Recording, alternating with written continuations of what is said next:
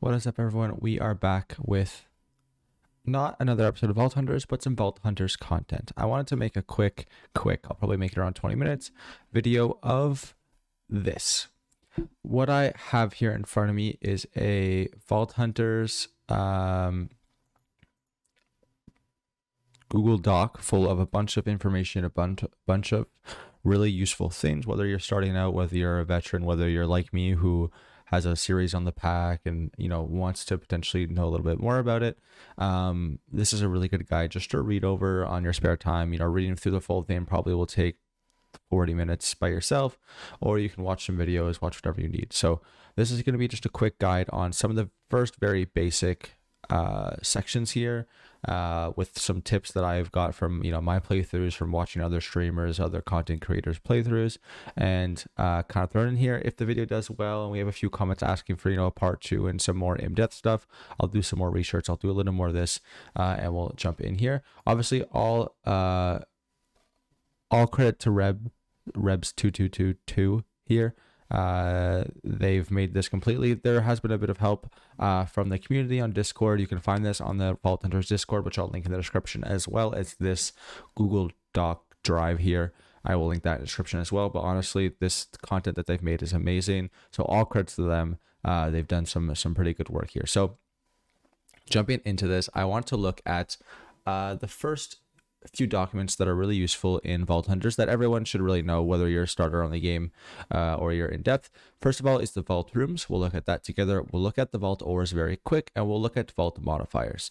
If we do want to look a little bit further, we can look at different modifiers. They also have this, which is a very good thing to get into. If I zoom in here for you guys, it is just a complete guide, right? So it tells you how to start Vault Hunters. It tells you what are vaults, objectives, some frequently asked questions. So if ever you guys are completely new to Vault Hunters, this is a great way to actually start going. It can tell you how to get started, how to start the actual pack itself, what are different vaults, what's certain modifiers, what's different types of crystals, what are some treasure rooms, what are some how do I heal? How do I level up? How do I get vault gear? How do I run a co-op vault? How do I, get trader cores? How do I, get into treasure rooms? So there's a bunch of stuff here that is very good to know, especially if you're unsure of, some things of Vault Hunters, right? Like the Champions crate is when you beat a raffle vault in under 5 minutes. So you get a crate on Monday. Obviously, you have enough room for it, and it contains a lot of goodies and artifact, challenge crystals, stuff like this. So a lot of this is super good to read and definitely worth the time. Other than that, if we go back to the guide itself, a really good here guide is, let me go back to where I was here. A really good thing to read is this. So we're going to run through this really quickly. It is pretty much the different vault rooms. So it's a quick explanation, 100%. So you can see here, maintained by Rebs and DawnRune. So 100%, give them 100% credit. It gives you the chances for trap test, right? So in total, you have a 12 on 140%, 12 on 140% to get a trap chest. It also gives you the different types of rooms, right? Rooms are 47 by 47 by 47, and it kind of gives you the randomness of them. The way I see these rooms personally, and the way I've seen a lot of people run them, is you want to avoid certain rooms, right? All of these common rooms, when I'm running vaults, I usually skip, right? Their chests are a little less common. They're kind of a hassle. They're hard to explore. They're kind of just annoying. So I usually skip these. Up here, when we get into some of these near the bottom, the Cherry Blossom room is nice. Sometimes you can have some chest up here you can loot really quick. The Lost City of Atlantis, if you go up on top of this room here, you know it because when you walk in, there's like 4 prismarine statues, and then down below is water. If you jump up here, there's actually usually some good compressed blocks and some chest. It's going down to the rare rooms. These are the rooms where you want to start looting and taking your time looting every single time. Village rooms obviously are great because there's the chance for a stronghold, so make sure you always bring your ender pearls. Mega tree room is super good because if you actually head up into the tree itself, there's a bunch of chests. There's a few mob spawners, but there's honestly a lot of chests there. Spider's nest doesn't usually have that good chest, but if you're around the outside up top here, like you see in the picture, it's actually really good for compressed blocks. The end world has a bunch of ores, whether it's ores in the eye itself, you can actually dig up here in this purple eye itself, or if you drop below into this fountain, there's a bunch of ores inside little purple things. Wild West is a room they don't have a picture for, but it's a sand room, so it looks like a sand village, a bunch of gilded chests, a bunch of mobs, but a bunch of gilded chests. The bird here, inside the bird itself, there's actually usually some ores, and there's also a few little tiny bird cages you kind of see in this picture here that either contain mob spawners or contain chests. So it's super good time to loot that if you run across one of these. The Rocks End City is super good because if you dig in beneath the sewers, there's a bunch of gilded chest rooms. Also, there can be gilded chests either in plains or blimps above. When I run to these rooms, I usually just loot the beneath in the sewers, and that's it. The mine, again, super good for, this one is abandoned, so it usually means it doesn't have that many ores, but it can have a lot of ores in it. If you run across the Omega one, crystal, these are great for some crystals and for some ores. If you look at my most recent video on Vault Hunters, episode 28, I actually ran into 3 of these in one vault and I got a bunch of ores. So if ever you're trying to grind ores and you have a modifier that gives you more ores, this is really where you want to take your time. The graveyard, so many mobs, but so many gilded chests. Now the gilded chests are hard to find because they're actually underground. So you're going to see these graves similar to, you can't really see it in this if I zoom in, similar to kind of like this, right? Or this over here. There's some graves where actually if you dig down, you can actually find some gilded chests, which is super good for early progression or late progression. If you have the skill that allows you to see chests through walls and stuff, I highly suggest that for these rooms. It does help a lot. The Dragon's Lair, if you saw Iskal's most recent video, he actually ran one of these. There's a bunch of chests here that the dragon is guarding. There's also a bunch of mobs. Aquarium, I actually usually skip these. In every little fish here you can see swimming around here that's made out of terracotta. There are some ores, so super good. Now the Omega rooms, these are rooms that you 100% every time you cross them you want to take your time, right? The mine, bunch of ores, it can be 3 to 5 levels, so if you see one of these, take your time, mine all the vault ore possible with Silk Touch so you can fortune it later, but definitely 100% worth it. It is the rarest room in the game at 3%. Scrolling down here, dig site, of course, lots and lots and lots of mobs, but there are a bunch of chests buried in the sand. So it'll be kind of divided if you think like a plus, right? So you'll have a little plus with the path walking. In each corner, there's a bunch of chests. So again, if you have the hunter capability where you can see chests through walls and floors and stuff, use it. If not, just vein mine out all the sand. There'll be a lot of mobs, but you can totally do it and, pillar up and loot a little bit. X mark the room. If you dig down right in the middle of the X here, you'll land in a 3x3 of vault bedrock. There's 3 possibilities. There's treasured, there's mine, and there's trapped. So trapped is you dig down, you have to stay on the bottom of the trap for a second or two, right? So you'll have to go on the bedrock and just accept fate for a few seconds. If it's a trap room, mobs spawn. If it's a treasure room, bedrock will disappear and a bunch of gilded chests, a bunch of ores. And of course, if it's a mine room, they will disappear and you'll meet with a room full, and I mean full of ores. So it's super good there. Viewer room, this is a really good one. So viewer paint buckets, these paint buckets can be filled with ores as well as gilded chests, so 100% take your time in looting these. The puzzle room is an amazing room. You can save your puzzle pieces. Big tip is saving your puzzle pieces, right? There's a lot of times where you'll loot the bottom floor, you'll loot the top floor, you loot, let's say every one of these squares, and you'll have, green, yellow, purple, whatever, or pink and blue pieces left over. You can actually use those from vault to vault, right? So if you actually have some stockpile of it, you can almost jump in this room and complete it without even having to search chest and get 25 gilded chests, right? So it's super good if you have luck or have, safe zone where no chests are trapped. It's a very good room to have. This room, the factory, again, it's very good. There's a lot of little statues here. If you look on the sides like this, you actually see a gilded chest right there. Again, it's separated into a cross of 4. In each of these little 4 seconds, there's usually a bunch of chests, a bunch of enchanted tables, a bunch of books, a bunch of weird things.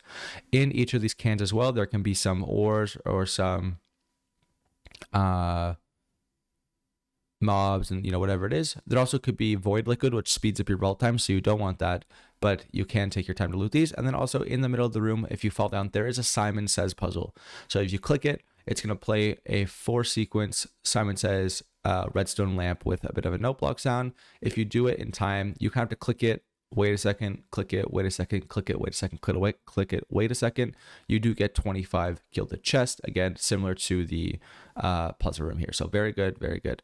Pixel art room looks like this. There's stuff hidden. If you look, in the pixelated structures, and they actually tell you what you're going to get, right? So if it says a chest plate, you can get a chest plate. If it says a raffle card, you'll get a raffle card. Again, these are very rare, and you do need to be level 100 or higher. The next one is the vendor room. So the vendor room sells etchings for vault platinum. So you have to actually bring platinum, which is super rare, into the vault and, risk some of it. It also has a few gilded chests and stuff in the walls and some puzzle pieces. So it is a super good room to run in. So other than that, we're going to get into some structures here. Structures are structures, obviously, that can spawn in rooms that could increase its, increase its loot, right? So in the outpost room, it's a forest room, and it can have one of these pillager outposts, which do have pillagers in it, but it does give you a lot to gilded chest. The Kraken room can spawn in one of the lake rooms. In it, there's a Kraken that's made out of blue wool, like you can kind of see in the left picture here. And in it is usually, 5 to 10 gilded chest. Mushroom is in one of the mushroom rooms, obviously. In it is compressed blocks and gilded chest. In the crystal room itself, you can have one of these helixes, which is amazing. Pretty much a bunch of gilded chest and a bunch of vault ores. And then obviously there are the treasure rooms. Treasure rooms, you need treasure pieces, which means you will need to do a bit of vault hunting. I'm level 40 or so in my Vault Hunters Let's Play on YouTube right now, and I have not actually gotten enough key pieces for a treasure room. So treasure rooms are super good. You need a key that matches it, and once you get inside, there's a bunch of stuff you can find here, and it's super good. So jumping into the next thing I want to go over with you guys is vault ores. So if I open this document here with you, it pretty much just tells you the vault ores here and kind of their rarity, right? So Laramir is the most common and Echo is the rarest. So if ever you find any of these, you want to mine them. You want to, number one, mine them with Silk Touch till you get, some high level of fortune, whether it's a vein mine ability, whether it's a Paxel, whether it's just, using the Quark enchanted books where you get extra enchanting. Really take your time on this so that you are able to get the most out. Later in the game, you will need clusters and chunks, right? Like this, which is a lot of ore. And it gives you the crafting recipe here. Obviously, if you look in JEI in the pack, you're actually able to see it. So you can see how to make a Pog. You can see how to make an Echo Pog or a Mega Pog in JEI. So this isn't really needed. But you do want to make sure if you see any of these ores, right, you want to mine them. You want to know what they are. You want to know what they look like. And you can kind of build it off of that. The next document and the last document we're going to look at today are the vault modifiers. So this is something you're going to see a lot when you load into vaults, a lot when you start looking at the pack, when you're deeper into pack, when you start actually customizing your own crystals with catalyze modifiers, right? So there are positives, there's negatives, there's curses, and there's hexes. We'll get into that a little bit, but there's a bunch of stuff to read here, and there's a lot of good combinations, right, which you want to start trying to get. So right now in my series, I'm trying to work towards a CRP, which is copious, rich, and plentiful. What this means is that this stacks, right? So if we go up here, this is I believe it's I forget the exact, if I go down here, let's see. It's a 4 times, 3 times, and 2 times, right? Which means 4 times 3 is 12, times 2 is 24. So I have 24x times to get more chest, right? So they stack on top of each other. So it's super good to get stuff that combines together, right? So copious, rich, plentiful, super good for gems. THGSSL, so treasure, hoarded, gilded, super lucky, luckier, and lucky. This is going to give you a bunch of loot in gilded chest. SLLL is just super lucky, luckier. So this is good for treasure rooms. ICC is impossible, crowded, and chaotic. And you usually want to heal it and strong. So this is for farming sub-fighters, which are the named mobs that are usually have a player skin, because they can drop some vault diamonds, they can drop some raffle tickets, they can drop a bunch of stuff, and also soul shards are good for the soul shard shop. JOE is Journey, Odyssey, Exploration. These increase your artifact chance, so they're really good when you want to farm an artifact. And obviously EOE is Endless, Optimistic, and Extended. So these are modifiers for adding extra time. These are really good for adding to any of these, right? If I wanted to add this to my gem run, it means I'll have an extra, I think it's like 10 minutes or something of actually running this. So getting into the actual modifiers themselves, we have a lot, right? Looking at the loot modifiers, we have safe zone, we have gilded, we have hoard, we have treasure. Safe zone is no chests are trapped, and this cancels out other stuff, right? So if you get trapped, safe zone actually cancels them out. Gilded adds more gilded chest. It gives you an extra 1 on 10 roll. Hoard adds gilded chest, but gives you 2 on 10. Treasure gives you like gilded, but adds 3 on 10, right? So you have a lot of a higher chance of getting that. Journey, Exploration, Odyssey increased by 15, 25, and 50% accordingly to get a artifact. Obviously, in Vault Hunters, the end game of Vault Hunters is to get all 25 artifacts. Prismatic, you can find catalyst fragments in the vault. This is a random thing, and you can't actually find it on a catalyst. So catalysts are things you can use if you look at my series, or look at, you just Google catalyst. I can also get into that later if we want to make another video. Is a way to calculate what modifiers are going to be on the vault, right? So we want to get into that, and that's a good way to farm them. Trapped means chests are more trapped, right? So instead of the 12 on 140, we're going to look at 36 on 140, right? So it's a lot more. Plentiful, Rich, Copious, I know we just looked at. So a 2 to a 3 to a 4 times chance to see ores a lot better, which is really good. Then moving on to mob modifiers. Silent means no mobs will spawn around you. Personal space means -2 mobs will spawn around you. These are mobs that spawn just randomly. Crowded means more mobs spawn. Chaotic means even more mobs spawn. And of course, impossible means 9 mobs spawn around you randomly. Some of these are really fun down here. Daycare, all mobs are smaller, so they're all baby mobs. Giants, all mobs are bigger. Mob damage is increased by 50, and Furious mob damage is increased by 100 and Raging. And of course, Frenzy is mobs do 3 times damage and make them faster, but they only have 1 HP, right? So it means they're one shot, but they do 3 times the damage.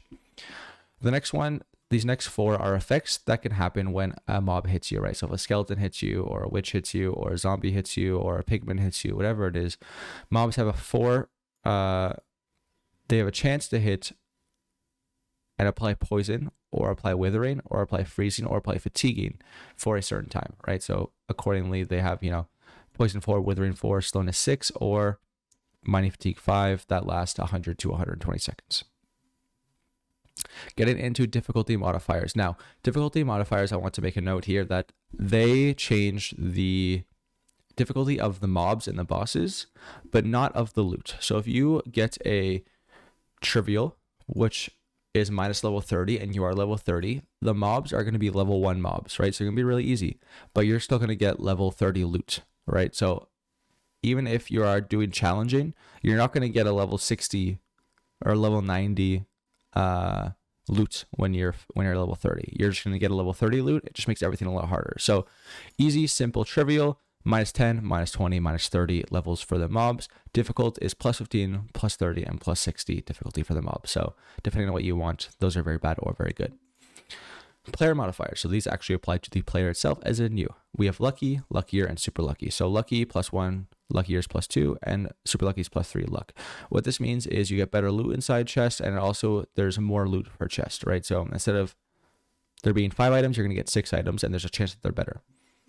Unlucky, your luck is decreased. Super unlucky, your luck is decreased even more. So it adds 3 unluck to your thing.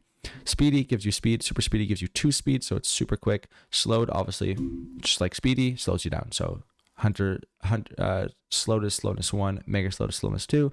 Strong, mega strong gives you strength 1, strength 2. Every level of strength is an extra 3 damage, right? So strength 2 is giving you 6 damage, strength 1 is giving you 3 damage. Weakened is the opposite, right? So this is minus 3, this is minus 6 damage on mega weakened. Healing, really good, gives you regen, right? So healing 1 gives you 1 regeneration. Super healing gives you 2 regeneration, which means you just heal passively throughout the vault, which normally you don't. Hunger and starving makes you hungry. You have to eat a lot, similar to when you eat rotten flesh or something, right? It runs in your hunger bar. Tired and mega tired makes you mine and also swing your sword less fast. So this is going to be very annoying in the vaults. Tom modifiers here coming down to the end. We have extended, optimistic, and endless. These combined can add 17 minutes to your vault. Separately, obviously, they add 2, 30, 5, and 10. Fast is kind of the exact opposite, right? They remove 2 minutes, remove 5 minutes, remove 10 minutes. Run, you can't use time extending fruit, which doesn't matter unless you are a high level. Pretty much there are fruit in the Vault Hunters where if you eat it, you take damage, or you get withering, or you get poisoned, but you actually add time to your vault, which are super good in some cases. And then, of course, objective modifiers are locked, which means you cannot escape the vault through the portal. You need to kill the boss. The other one is raffle. Raffle is kind of what we talked about a little bit earlier. After level 25, you can get raffle tickets from the sub fighters, which are the skinned and named zombies, if you want to call it that. And pretty much you want to run this, and it also means you can't escape. The boss of the vault will be whoever raffle ticket is, right? So let's say I got a drop from Iskal. I'm actually going to fight Iskall as my raffle boss. It's not a mob. Vault doesn't exist is a mobs are replaced by cows, and they have a chance to drop vault bronze. They do a lot of knockback. Pretty much it's a special vault. And of course, the two last modifiers are death modifiers. Phoenix, if you die, you restore your items to how they were the moment you entered the vault. And afterlife, obtained by applying a soul frame to a vacant crystal. When you die, you retain your items and inventory right before you enter the vault. So but you cannot find an artifact. So these two are good if ever you think you're going to die or you're running a risky vault. They're really good to have. And then gear modifiers are pretty self-explanatory. Resilient, reinforced, indestructible means that you're either going to take less damage or no damage. Frail, fragile, and destructive means you're going to take a bunch of damage to your vault gear. Clumsy means you're not going to parry. Parry is a natural passive chance to not take damage from getting hit. Vulnerable, again, you can build up your resistance, whether it's on vault gear or vault weapons and stuff, so that will go down. And inert increases your cooldown reduction, which means you cannot use your skills, right? So that is it for the first potentially last tips and tricks video of this Google Docs. As I said, we just ran through 3 of 1, 2, 3, 4, 5, 6, 7, 8, 9, 10, 11, 12 of these, right? So I highly suggest checking this out on your own time. It's super good to actually know, super good to read into. And again, credits to if I look here, I believe it was Rebs and DawnRune for all the hard work they've put in, right? So definitely please check them out. You can check them out on Discord. Give them a DM on Discord if you have any questions. Again, this is 100% their credit. They've put all the work into this, so much appreciated to them. They've helped a lot of our community, and yeah, thank you guys so much for tuning in. Please like, comment, and please subscribe if you are enjoying this. Have yourselves a fantastic day, and happy vault hunting.